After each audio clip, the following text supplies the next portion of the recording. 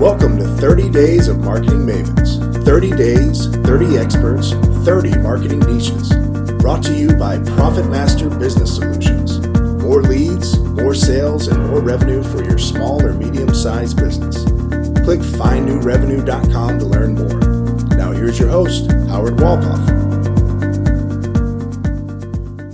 Welcome back to 30 Days of Marketing Mavens. Again, I'm Howard Walpoff. Thank you again for joining us. Again, this is brought to you by Profit Master Business Solutions. And today I'm very excited.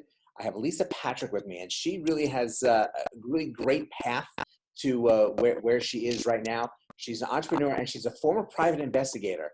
And she uses her unique set of investigative skills as a strategic thinker to work with some of the most recognized thought leaders in the world, educators and business owners. And really, part of what she does is she helps people find their opportunities and create their connections and really help build their personal brand. So Lisa, thank you so much for joining us today. Well, thank you for inviting me. It's a pleasure. So we have a slight delay, but I think we can get past that. So you obviously had a number of different experiences in life that has helped build what you have developed for clients right now. Why don't you give us a little sense of what you've done and how that really has developed you as a marketer? Sure. So, many businesses and particularly brands that I deal with have, they've got an ideation or they've got the ability to see what's obvious, but the problem is that they can't see beyond the obvious. So, you can see things through, but they're really having trouble seeing through things. And it's a very different set of a mindset. And you have to look at things a little bit differently. And so, we're looking at how do you see the end goal and then work your way backwards to, what products and services and opportunities are within that scope of work that will allow you to grow your business and your brand and create some awareness. So how is it that you use your skill set as a private investigator? And really, let's just take a step back a second. How did a private investigator become this skilled marketer? Well, that's a really good, that's the number one question, isn't it? I think it's just because I look at things a little bit differently. I've been trained to look differently. When you're looking at strategies for businesses, and especially when you live in the business, you see everything a little bit differently than when somebody comes in from the outside looking in. And opportunities are often on the, but sometimes you just can't see because you can't see through the fog. And so, being able to have that particular skill set to be able to look through the fog and see those opportunities is really where a lot of opportunities will arise for my clients. And that must be, there's a delay. That's so helpful to be able to dig into certain situations that clients may never see because they don't have that eye for it. And it must really, I guess. Absolutely. Or they don't asking the right questions, when you're in business for, I've been in business for a long time. And so being able to ask those very strategic questions about their business to open their eyes to be able to see through things as opposed to seeing things through makes a big difference. And so, looking at it from that outside perspective at the edges is really gives a lot of clarity on how you want to move forward and how you want to create a brand. And I think in today we've got so much online communication that causes us, so we've got to be able to create a human connection with our buyers and our employees. And in marketing, that is an extremely valuable skill.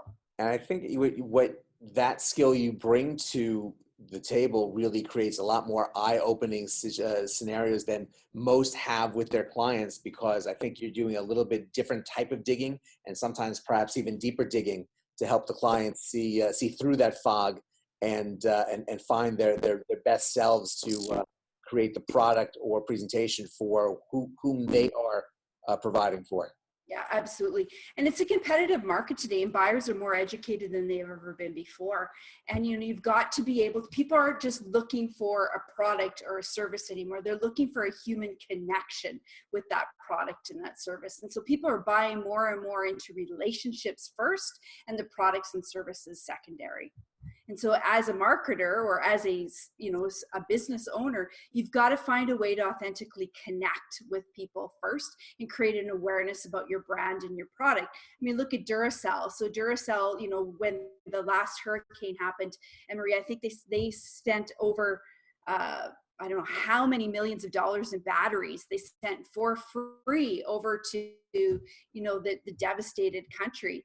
And their campaign, their social media campaign was, it went viral. They had something like just on that campaign alone. And it was about, authenticity of Duracell. And it was about creating a human connection and using this social media as a powerful tool to be able to connect authentically with the consumers and the buyers and just, the landscape of people. And I think that's a great example of utilizing the social media to your benefit. It's not just generic posts. It's not just sending out articles.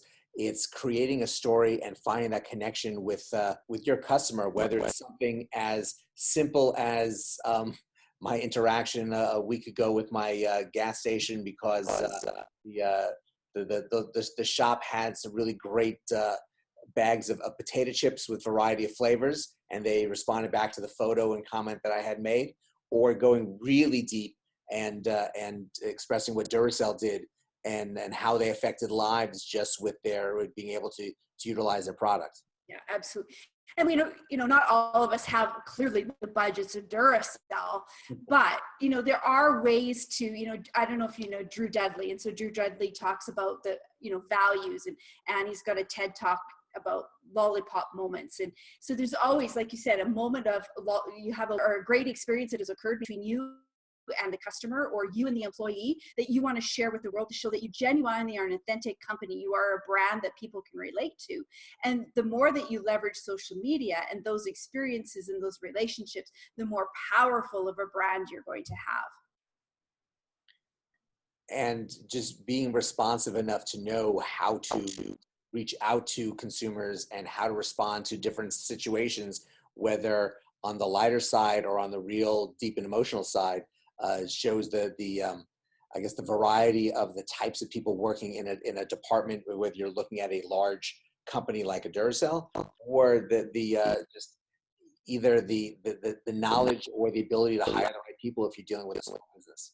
Yeah, absolutely. Well, and it all comes back to Simon Sinek's why, right? Like, why do your customers come to you? Why? What is your purpose? Why do you wake up in the morning? Why does your brand wake up in the morning? Why, answering the why goes a long way to creating awareness about your company and what you do and how you're going to move forward. And it leads to me to that question that I'm asking everyone, because again, everyone should know the why. Everyone should know exactly what they are and who they are and how they affect the world and their customers. But there are right strategies to make those affections stronger and better and obviously more lucrative for the companies. So what is your number one strategy that's really working well for you and your clients to achieve their marketing goals? It's really celebrating your relationships, and it's celebrating the relationships internally with your employees, and it's celebrating the relationship with the buyers and your customers. And it's not just about a social media push, but it's all each other that will actually increase your productivity and be able to actually grow your brand and ultimately create powerful relationships that will be profitable. You make a very good point that everyone really focuses, or at least hopefully companies focus on what their relationship is with the consumer.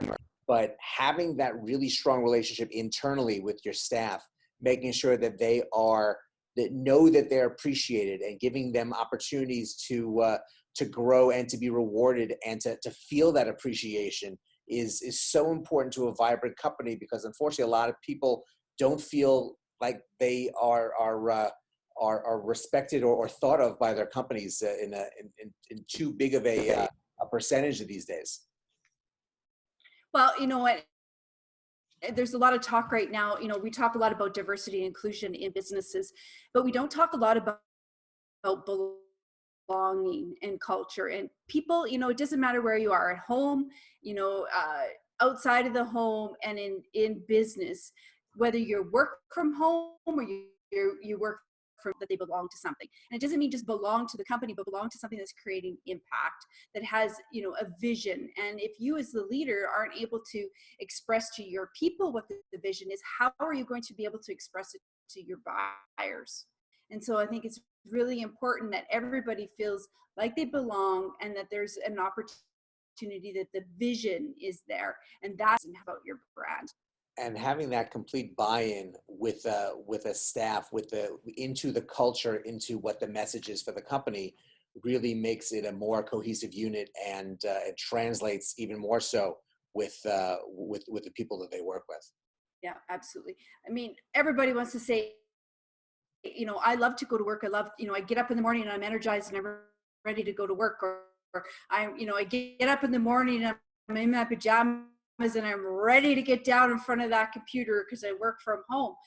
But it's another for other people to say, oh my God, I want to work for that company. Look at the things that they're doing. Look at how powerful of a company it is. And I don't mean power as in money, and for a group of people that really feel like they belong to something. That's really important today.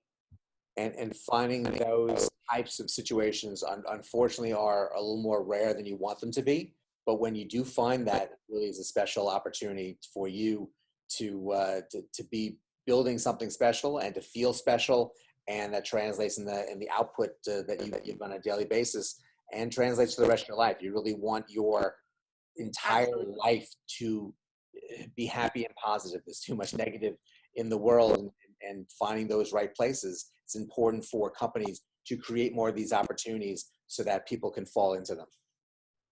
Absolutely.